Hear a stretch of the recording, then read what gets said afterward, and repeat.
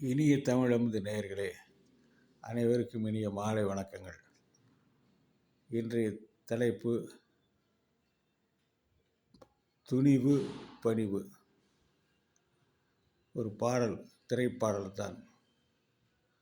பதவி வரும்போது துணிவு வர வேண்டும், உடன் பணிவு வர வேண்டும் தோழா. இந்த பாடலை நீங்கள் கேட்டு, அதற்குண்டான ஒரு கதை தான் இந்த கதை. பூலோகத்தில் ஒரு மன்னன் மிக சிறந்த ஆட்சி புரிந்து வந்தான். இங்கே இருக்கிற அவனுடைய குடிகளுக்கெல்லாம் எல்லாவித நன்மையும் செய்து வந்தான். எவ்வாறு தீமைகள் ஏற்பட்டாலும் அதை தவிர்த்து அவர்களுக்கு நன்மையை செய்து வந்தான். அவனுடைய ஆட்சி எல்லோரும் போற்றும்படியாக இருந்தது. அதனாலே இந்திரன் என்பது மேலோகத்திலே ஒரு பதவிதான், தனிப்பட்ட நபருக்கு சொந்தமானதல்ல. இந்த அரசனுடைய ஆட்சியும் இவன் குடிமகளுக்கு செய்து வருகின்ற சேவையும் பார்த்த இறைவன் அவனை இந்திரனாக படைத்தான். இந்திரலோகம் போனவுடன் இவனுக்கு பதவி வந்தது. பதவி வந்தவுடன் இவனுக்கு இருந்த அந்த பணிவு துணிவிருந்த அளவுக்கு பணிவில்லை.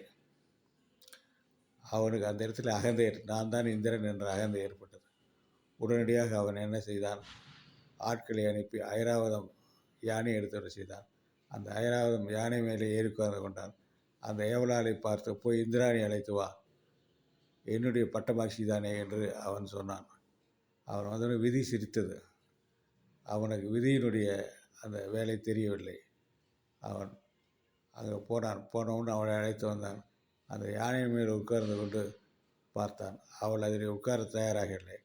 எனவே கோபம் கொண்டு அவன் அந்த யானையிடம், அதாவது சம்ஸ்கிருதத்திலே சர்ப்ப என்றான். சர்ப்ப என்றால் அது வந்து வேகம் என்று சொல்லும். அந்த உடனே அதை தூண்டினான்.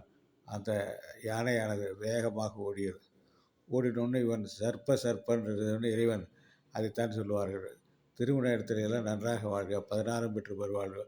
அப்பொழுது அந்த மேலே செல்லுகின்ற அந்த அஸ்வினி தேவர்கள் அப்படியே ஆகட்டும் என்று சொல்வார்கள். அதே மாதிரி அவன் சர்ப்பன்னு உடனே அது இவன் சர்ப்பமாகவே மாறி மேலிருந்து கீழே விழுந்தான். அவன் மேலே வானத்தில் இருந்து பூமிக்கு விழுந்தான். என்னாகும்? ஒன்றுமில்லாமல் போனான். இதைத்தான் அவர் பாரதத்திலேயும் அந்த கதையிலே சொல்வார்கள். நம்ம சொல்கிறோம் அல்லவா, எது எடுத்தாலும் ஈகோ வந்து விடுகிறதுன்னு சொல்கிறோம். அந்த ஈகோவினாலே நிறைய பேர் பால்பட்டவர்கள் தான் அதிகம். எனவே யாரும் நம்முடைய மக்கள் யாவரும் பதவி வரும்போது, அந்த பாட்டில் இருக்கிற வரும்போது துணிவு வர வேண்டும். எதையும் சாதிக்கக்கூடிய துணிவு வர வேண்டும். எதையும் எதிர்கொள்ளக்கூடிய துணிவு வர வேண்டும். அதே நேரத்தில் பணிவு வர வேண்டும். திருவள்ளுவர் சொல்லார், எல்லாருக்கும் நன்றாம் படிதல், அவருள்ள செல்வார்க்கே செல்வம். இதில் செல்வம் என்றால் பதவி. இந்த 16 வகையான செல்வங்களிலே அந்த விதமான ஒரு அடங்கி போகின்ற ஒரு எண்ணமும் அதுவும் ஒரு கருத்து தான்.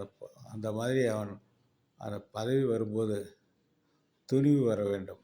எதையும் எதிர்கொள்ளக்கூடிய துணிவு வரணும். அதே நேரத்தில் அந்த நேரத்தில் பணிவும் வர வேண்டும் என்று அந்த இடத்துல இது எல்லாருக்குமே ஒரு குடும்பஸ்தனாக இருக்கட்டும், அவன் மந்திரியாக இருக்கட்டும், அவன் ராஜாவாக இருக்கட்டும், எதுவாக இருந்தாலும், பெரிய அதிகாரியாக இருக்கட்டும், பட்டம் பெற்றவனாக இருக்கட்டும், பல ஆலைகளுக்கு அவன் முதலாளியாக இருக்கட்டும், ஆனால் அந்த நேரத்தில் அவனுக்கு வர வேண்டியது துணிவும் பணிவும். எனவே நாம் இன்றைய இளைஞர்கள் தெரிந்து கொள்ள வேண்டியது என்னவென்றால், பெரியோர்களை மதிக்க வேண்டும், பெரியோர் சொல் கேட்க வேண்டும். அதைத்தான் சொல்வார்கள், அந்த நல்லார் சொல் கேட்பதும் நன்றே, நல்லார் கூட இணங்கி இருப்பதும் நன்றே என்று சொல்வார்கள். அதைத்தான் 3 குரங்காக வைத்திருந்தார் காந்தி. எனவே அந்த இடத்துல நமக்கு வேணுங்கிற நல்லதை செய்ய வேண்டும், நல்லவர்களுக்கே செய்ய வேண்டும், நாம் என்றும் அடங்கி இருக்க வேண்டும் என்ற எண்ணத்தை மனதிலே கொண்டு அவர்கள் அந்த ஈகோ இல்லாமல் இருந்தால் அவர்களுக்கு இன்னும் பதவி மேலும் மேலும் வரும் என்பதை தெரிந்து கொண்டு நல்ல குணங்களோடு நல்ல எண்ணத்தோடு இருக்க வேண்டும். அதைத்தான் பாரதியும் சொன்னார், நல்லவே எண்ணல் வேண்டும், எண்ணிய முடிதல் வேண்டும், நல்லவே எண்ணல் வேண்டும், திண்ணிய நெஞ்சம் வேண்டும், தெளிந்த நெல் அறிய வேண்டும் என்று சொன்னார். அதை பின்பற்றி நாமும் வாழ்க்கையில் உயர்வோமாக. நன்றி, வணக்கம்.